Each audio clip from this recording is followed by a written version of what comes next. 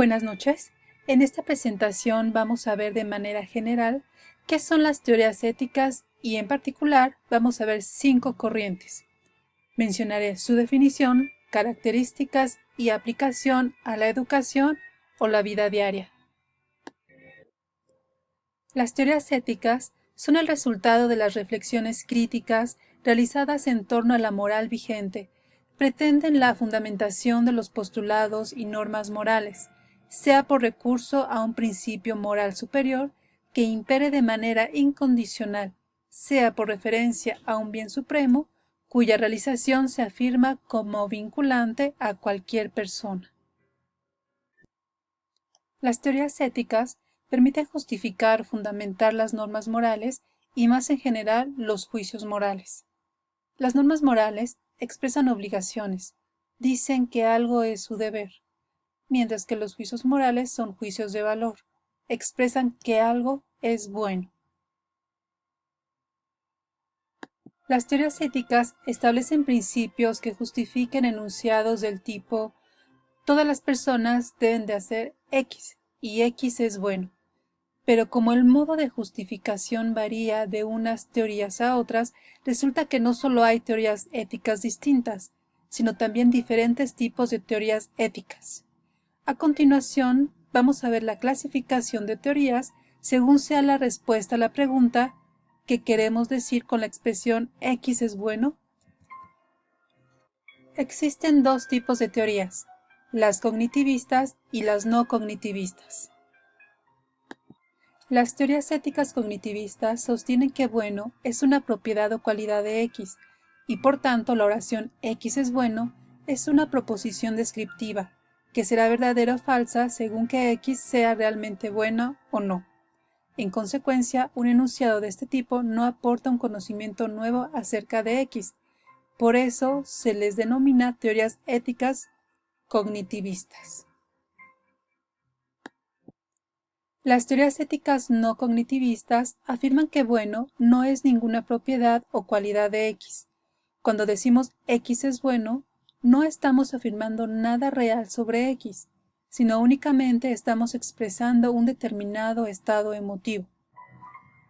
Enseguida veremos 2 teorías éticas clásicas como el eudemonismo de Aristóteles y el hedonismo de Epicuro. Posteriormente observaremos el utilitarismo de Jeremy Bentham, la teoría ética deontológica de Immanuel Kant y por último la ética de la justicia de John Rawls. El eudemonismo de Aristóteles. La palabra eudemonia incluye las nociones de comportarse bien y de vivir bien. Comportarse bien es actuar conforme a la virtud. Vivir bien es ejercitar la función propia del hombre. Este prominente filósofo griego sostiene que el criterio de justificación moral de nuestros actos es la felicidad.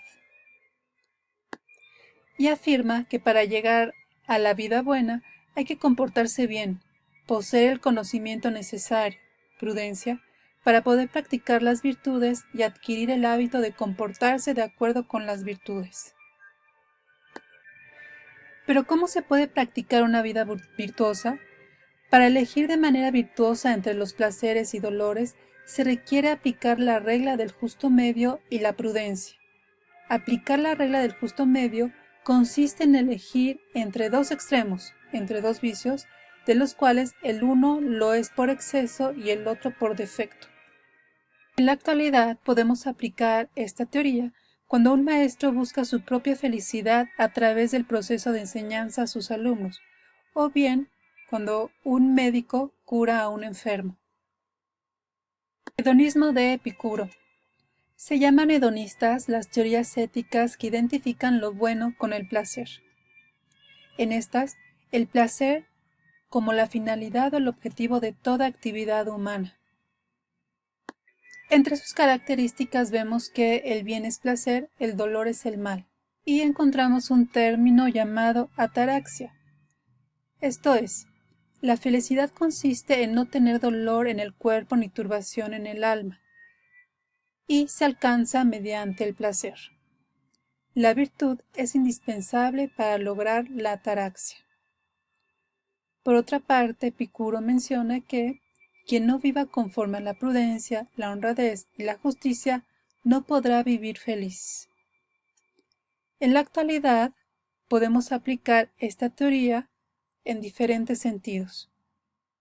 Una es que como individuos debemos enfrentar y terminar con los miedos y prejuicios para llevar una vida saludable física y mental. Lo tenemos que aplicar tanto en la vida diaria como también enseñarlo a los demás. El utilitarismo.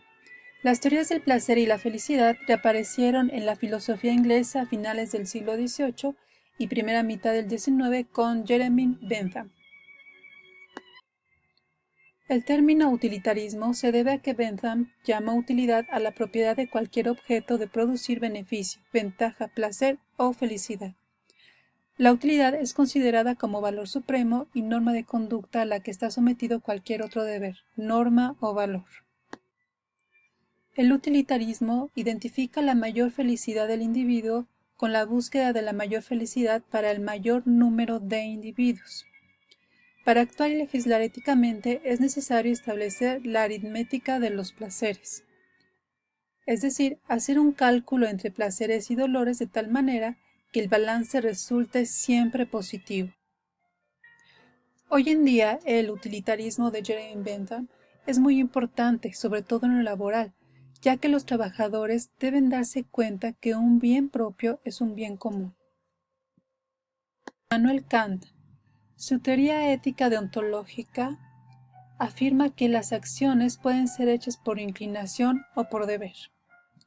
Para Kant, la pregunta fundamental de la ética no es ¿qué es lo bueno?, sino ¿qué debo hacer? Y dado que los deberes morales se expresan en normas, la pregunta puede formularse así: ¿qué condiciones deben cumplir una norma moral para que pueda ser considerada como tal? Es decir, para que pueda obligar. Para Kant, las normas morales han de poseer validez universal.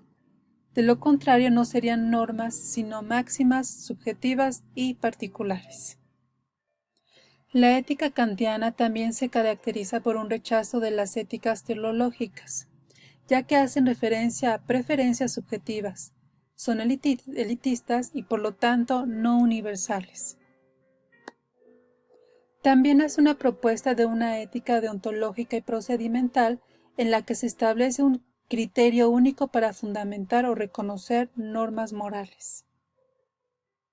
Tal criterio no es solo un criterio de búsqueda o fundamentación de normas, también es una norma o ley moral fundamental.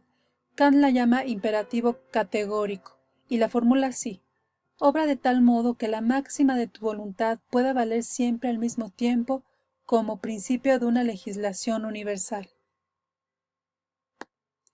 Esto supone que es el sujeto moral quien se da a sí mismo las normas morales, es decir, supone que el sujeto moral es autónomo. De esta manera, la ética kantiana reposa sobre el postulado de la libertad. Para aplicarla en la vida diaria, sobre todo en el trabajo y en la escuela, esta corriente se orienta a determinar y regular el conjunto de responsabilidades éticas y morales que surgen del ejercicio de la profesión. La teoría de la justicia de Rawls, ideológicamente comprometida con la defensa de un liberalismo de signo progresista, pretende ser una superación del intuicionismo y sobre todo del utilitarismo. Rawls elabora una teoría en donde una sociedad justa no está sometida a la negociación política ni al cálculo de interés social. Esta teoría se basa en la teoría del contrato social, en donde los individuos deben establecer las condiciones en que están dispuestos a vivir en sociedad, esto es, las normas de justicia que están dispuestos a adoptar para asegurar las condiciones de imparcialidad y de universalidad que permitan llegar a un consenso en la determinación de los principios de justicia. Actualmente, esta corriente es muy importante, ya que todos los miembros de una sociedad deben participar para elegir a sus gobernantes, pues estas decisiones van a incidir en la vida común de la sociedad. esta corriente terminamos la presentación del día de hoy. Muchas gracias por su atención.